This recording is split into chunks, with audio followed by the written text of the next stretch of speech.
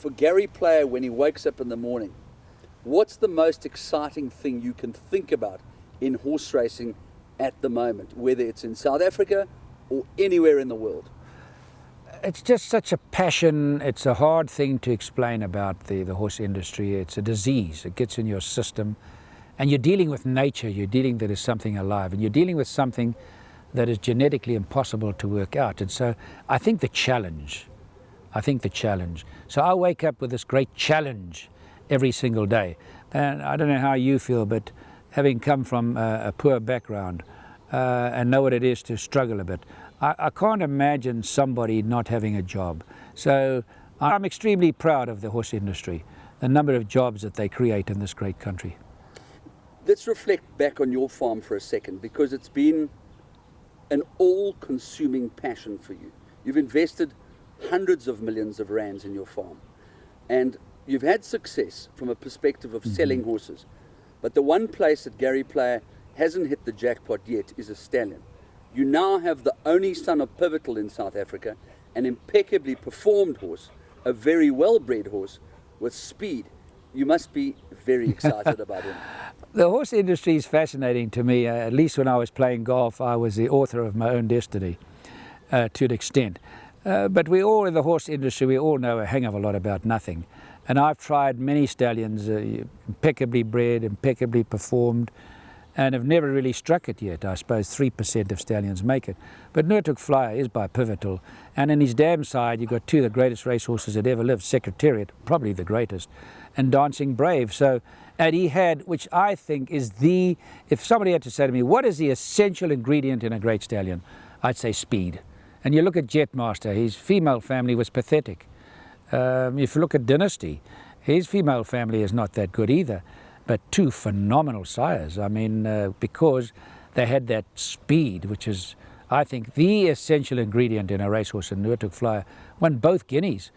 And here we have a horse like Nurtuk Flyer. Lady Laidlaw owns the horse. And look at the investments that she continues to make in this country.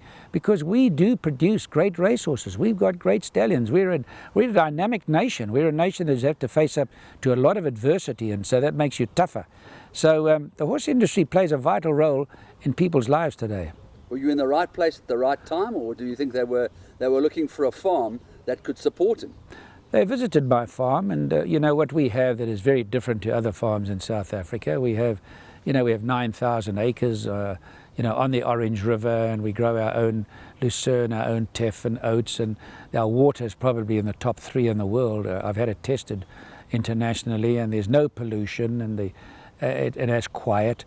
And so I think that she has a great passion for the racehorse, and she'd done her homework.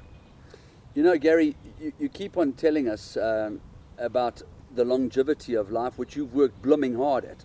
But you are 76. And the question is, who's going to take over the Gary Player dynasty at the farm? And we think about Mrs. Oppenheimer. There's nobody other than maybe Jessica that would follow in her footsteps, or the Plattners. You think of these great farms, the Anthony Becks. Who's going to walk into Gary Player's footsteps and keep that passion and that enthusiasm going? Well, I'm afraid that's not going to happen.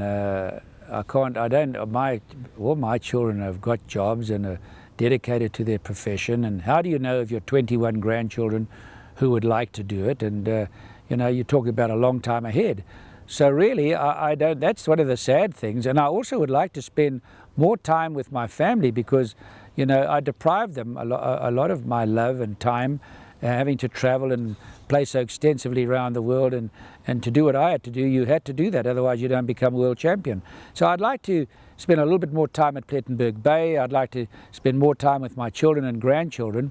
So really, if the right person comes along and I could be involved in it in the right way and still continue, I would consider selling. But I've got to be part of it still, because I have this great passion for a horse.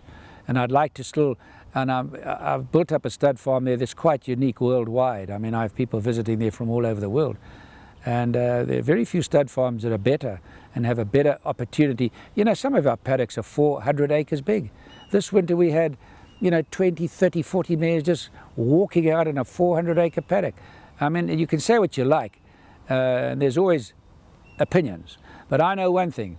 If you can eat or graze from a paddock that is not fertilized, that is natural sweet felt, and the best water in South Africa, and great fresh air with no pollution, it's got to make a better horse. And particularly if they are walking to get their food instead of, I think people, because of the sales demand, are inclined to make their horses too fat, overfeed them, and don't bring them up in a tough enough manner when they're young. You know, patience is a virtue. In my sport, golf, you have to have unbelievable patience because it punishes you all the time. It never lets you master it. And the mind is the part that really counts. And in the horse business, you have to have patience. I think that's so important.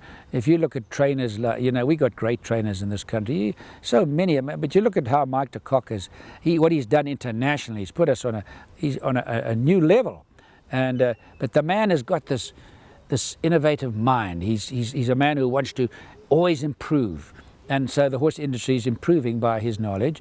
And so honestly, I cannot speak highly enough. I think we only have scratched the surface. And I believe we'll get this done. Our officials in the horse industry are doing their best to get this export business straightened out, and I think we will. You know, you've only got to look at Australia. We got strangles from Australia, but that didn't stop them from exporting. And I think we'll get things right. There's a lot of unfair. It's not a level playing field at the moment. And I think one of the things I've always said, and I continue to say, the people that have supported, allowed our horses to run in their country, is America. We've never had the problem with America that we've had with every other country. So I'm a great believer in supporting people that are loyal, because loyalty is something that hardly exists in the world. I've always told my children with loyalty, don't expect it, it's a gift. One is inclined to expect loyalty, but you'll be very hurt if you expect loyalty. But America have been very loyal in the horse industry to us. You know, I've always wanted to ask you this question about the way that your life has evolved. From the time that you won your first major, you were a very young man, and success is infectious. Also, the amount of media attention that you must have been subjected to was something that I'm sure you had to deal with. Mm-hmm. You had to get used to the fact that you were public property, that you were definitely, wherever you went, people were going to stop and want to talk to you about, particularly about sport. How have you got used to that as you've got older and you participate less in events, or is the media hype just as big as it's always been? Well, I still am in demand with television, corporate days, and golf design, so I'm extremely busy, and wherever I go, whether it's in China, a Chinaman will come up to me and talk to me, or in America or Britain or anywhere. I was having lunch at the hotel in Colesberg on the big Gerib Dam the other day, and people came up, were very embarrassed to come and say hello to me. And I said, I'm so pleased you came. I love people. For me, we grew up in a different time to now. Ours was not big business, our private jets. We traveled by planes to America, 40 hours.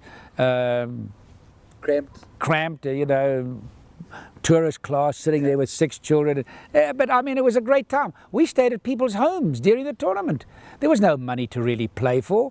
And it wasn't that business atmosphere. It was a friendly camaraderie, and there's no substitute for personal contact. Had a very happy life doing that, but I made a lot of sacrifices for that. And so, you know, I've got to try and spend a little bit more time with my grandchildren, because man, do I get a lot of love from them. But the love that I get from people is fantastic. I mean, and what has surprised me, the number of young people that come up to me and complimentary.